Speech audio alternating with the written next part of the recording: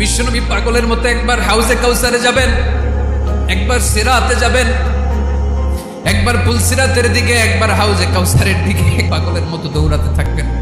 তার কোনো গুনাহগার উম্মত যাতে জাহান্নামে ঢুকে না যায়, সেদিন কেউ সুপারিশ করতে পারবে না বিশ্বনবী ছাড়া। কিয়ামতের ময়দানে ওই বিভীষিকাময় সময়ে মুসিবতের কালে মানুষগুলো পাগল হয়ে বিশ্বনবীকে খুঁজতে আরম্ভ করবে। সবাই মিলে বিশ্বনবীর কাছে যে বলবে, ইয়া রাহমাতাল লিল আলামিন, ইয়া খাতামান নবীন, রাহমাতাল লিল আলামিন।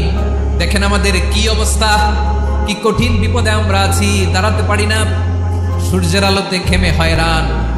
আজকে কেউ সুপারিশ করতে পারবে না। সব নবীরা অপারগতা স্বীকার করেছে, তারা বলেছে আপনি ছাড়া কেউ নাকি আল্লাহর সামনে দাঁড়াতে পারবেন না, আপনি একটু সুপারিশ করেন। বিশ্বনবী বলবেন, আসো আসো, আজকের দিনে আমি ছাড়া আল্লাহর সামনে কেউ দাঁড়াতে পারবে না। বিশ্বনবী মাকামে মাহমুদে যে আল্লাহু আকবার বলে সিজদায় লুটিয়ে পড়বেন। আল্লাহ রাব্বুল আলামিন বিশ্বনবীকে এমন কিছু চমৎকার শব্দ শিখাবেন, ওই শব্দগুলো দিয়ে আল্লাহর প্রশংসা করে বিশ্বনবী কাঁদতে আরম্ভ করবেন।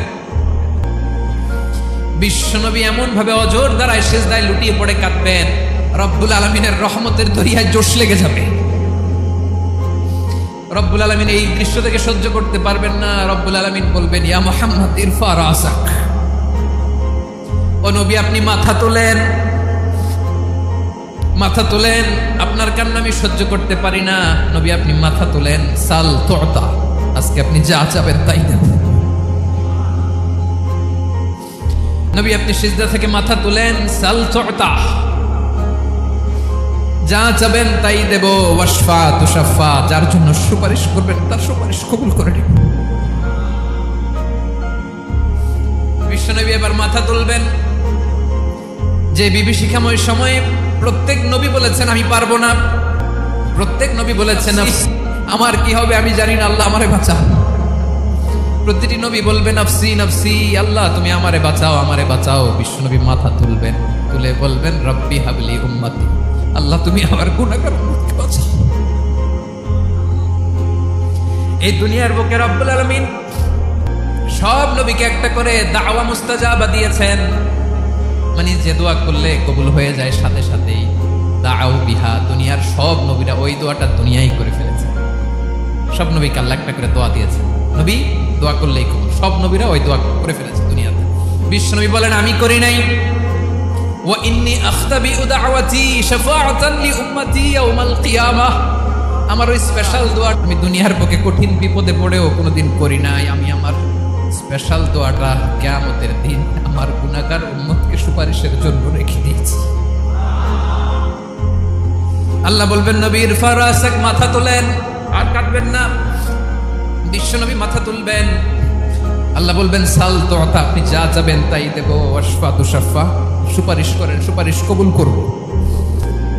বিশ্বনবী বলবেন আল্লাহ ওই স্পেশাল দোয়াটা দুনিয়াতে করি নাই, আজকে আমি তোমার দরবারে দাঁড়িয়ে কিয়ামতের দিন ওই দোয়াটা করছি। আল্লাহ আমার যে উম্মতের হৃদয়ে যাররা পরিমাণ ঈমান আছে, আমার একটা উম্মতকেও তুমি জাহান্নামে ঢোকাতে পারবা না।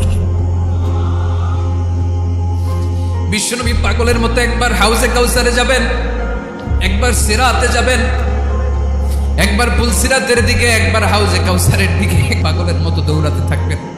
তার কোনো গুনাহগার উম্মত যাতে না যায়, সেদিন কেউ সুপারিশ করতে পারবে না বিশ্বনবী ছাড়া।